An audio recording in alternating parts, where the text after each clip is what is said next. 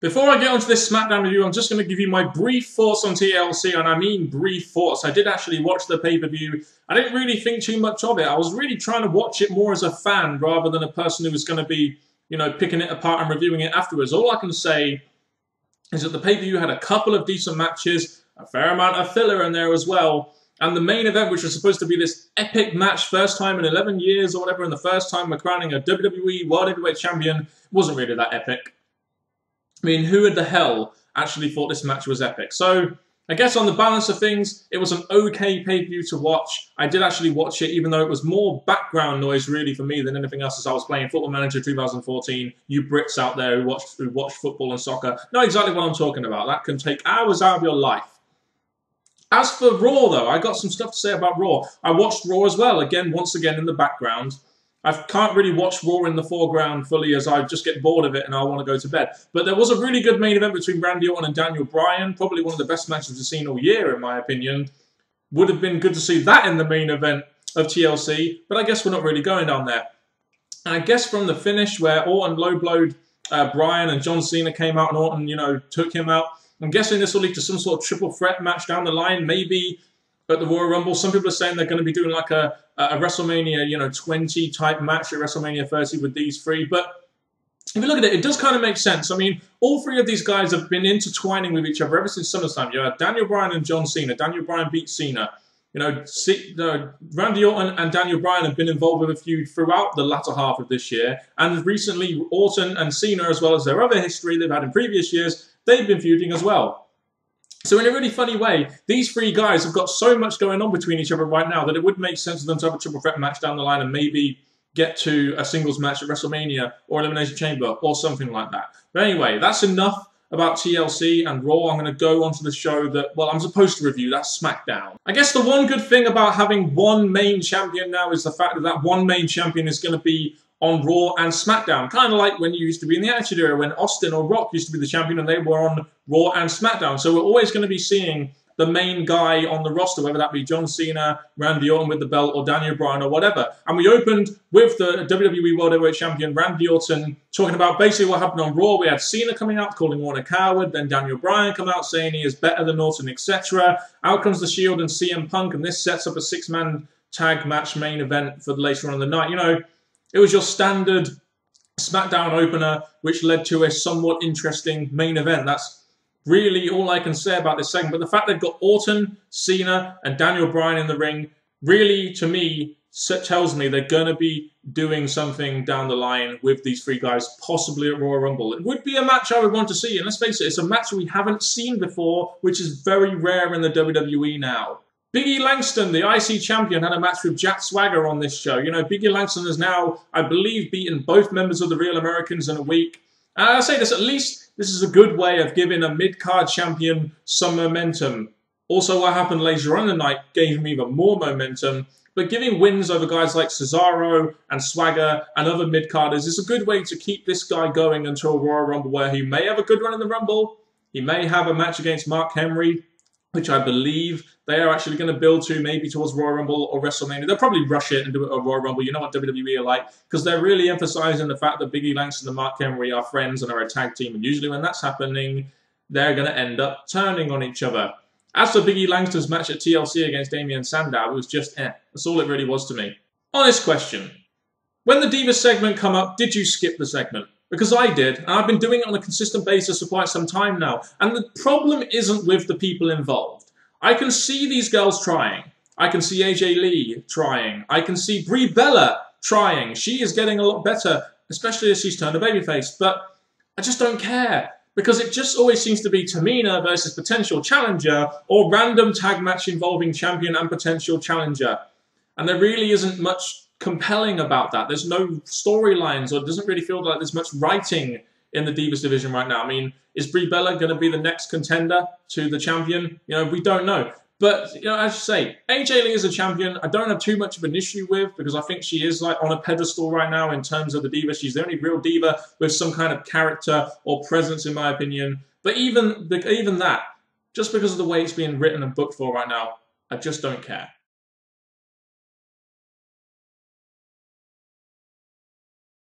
As wrestling fans, we all look forward to the road to WrestleMania, and I will be looking forward to the road to WrestleMania this week, even probably less so than I have done in previous years for sure. But the fact of the matter is, the road to WrestleMania is a big time of the year, and that starts from Royal Rumble going all the way to WrestleMania.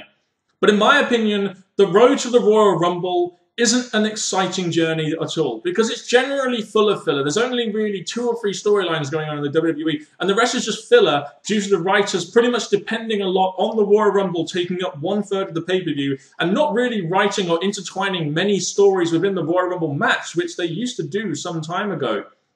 And we got a lot of filler tonight on this show, like we've generally done over these last couple of years. And I might as well just cover all these in one segment, as it will get done a lot quicker, and it's really meaningless. Drew McIntyre versus Sin Cara. You know, are they still seriously persisting with those Sin Cara lights? And I found it funny also when JBL said, "It's like we got a new Sin Cara." It's like, yeah, because it's not Sin Cara anymore. It's Hunico, JBL. Yeah, Damien Sandow versus The Miz. This was to hype up that bad Santa, good Santa match they're going to have on Raw between Damien Sandow and Mark Henry, which I believe is on the 23rd, sorry. Question, is Miz still a heel? Is he a babyface? You know, what is going on with Miz right now? He seems to go heel, face, and are they flip-flopping him because of this stupid-ass movie he's got, whatever the fuck thing it's called, Christmas Bounty or something? You know, Sandow wins this match really quickly in about a minute with a roll-up, and, you know, I get they're trying to hype up this Raw match, but what are they doing with Miz right now? Can we at least have some clarity on what character he is? Much better as a heel. Fandango versus Kofi Kingston. And Fandango beats him pretty quickly on Smackdown, and on main event as well, from what I've seen. There's really no story here, so I'm just like, eh. In one of the more meaningful segments of the night, we have the tag team champions Cody Rhodes and Goldust versus the Wyatt family, and I've got to give credit to WWE. They actually announced the match on Raw ahead of time and advertised it for SmackDown, which is probably going to bring some viewers in, I guess, but either way, at least they're advertising their SmackDown matches, which is always a good thing.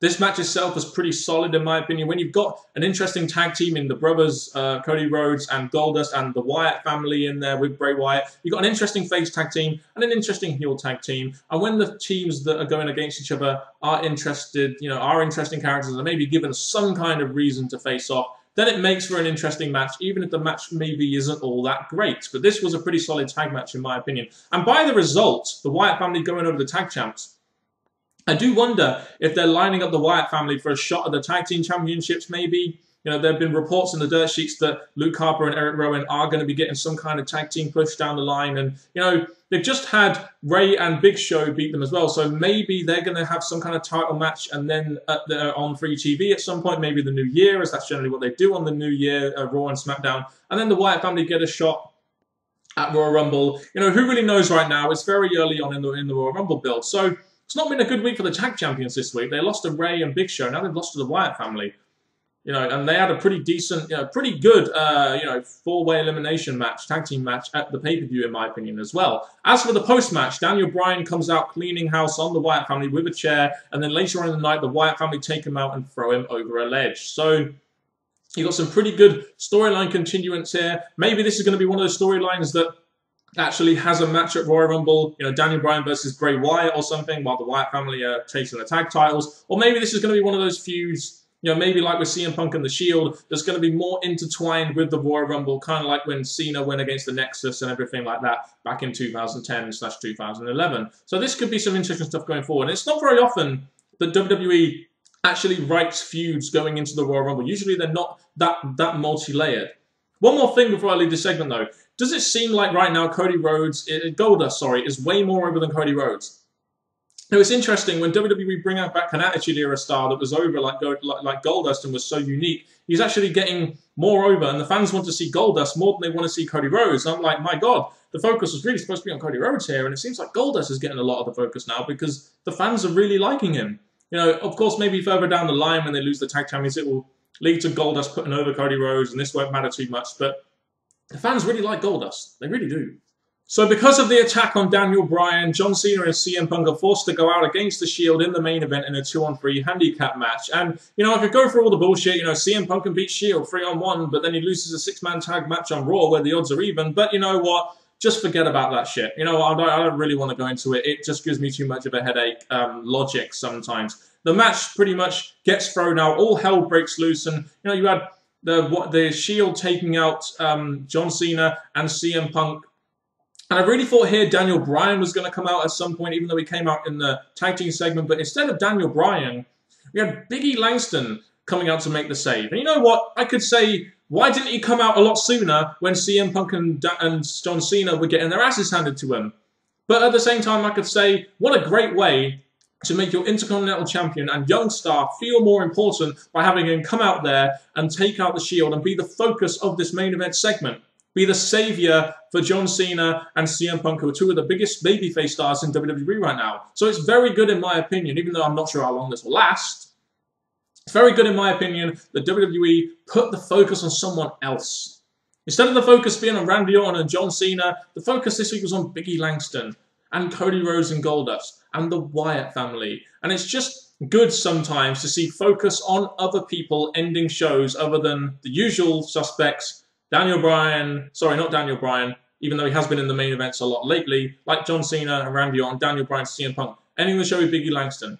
Could only happen on Smackdown, people. That's all I'll say. But just for the fact that Big E Langston got, the big push here and was made to look like a beast, I'll say this is a good main event to this week's SmackDown. Even though I'm still unsure as what they're doing with the Shield and the CM Punk angle. Will that work into the Royal Rumble? Or will that become some sort of match at the Royal Rumble with CM Punk going against Roman Reigns or something? Even though CM Punk beat them 3-on-1, I can say all that again. Well, I'll forget about that. Just give me a headache. I'll say this about this week's edition of SmackDown. The segments that were actually had a storyline attached to them, they were pretty decent. The main event, the tag team title, the opener was just your general opener, but there's a lot of filler on this show. And I'm sorry, when there's loads of filler on the show and you're skipping multiple parts of SmackDown, how can you say that's a good show? When you watch a good show, you want to be entertained throughout. You don't want to feel like you're having to skip stuff that doesn't really mean anything. Which brings me on to my next question.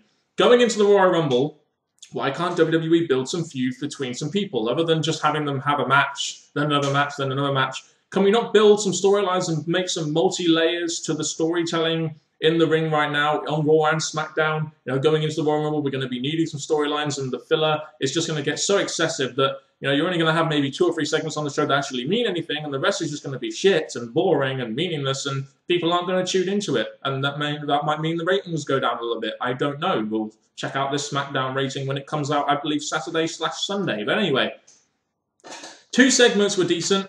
The main event segment and the tag titles, the tag team champion segment, the rest of it was pretty bleh, in my opinion. But that kind of reminds me of SmackDown of old, going into Royal Rumble. It's always going to happen, so I've kind of got to accept it. Anyway, thank you very much for watching this review of SmackDown. If you have any thoughts on TLC, brief thoughts, please, or this week's edition of SmackDown, let me know in the comment section below. Thank you very much for watching if you have. And I know this hasn't been a great review, but when you've just watched a meh pay-per-view and a meh SmackDown, you kind of get a meh review. That's the way I see it anyway. Half-assed here, half-assed there. It equals a full ass at the end of the day, brother. Anyway, see you later. Bye.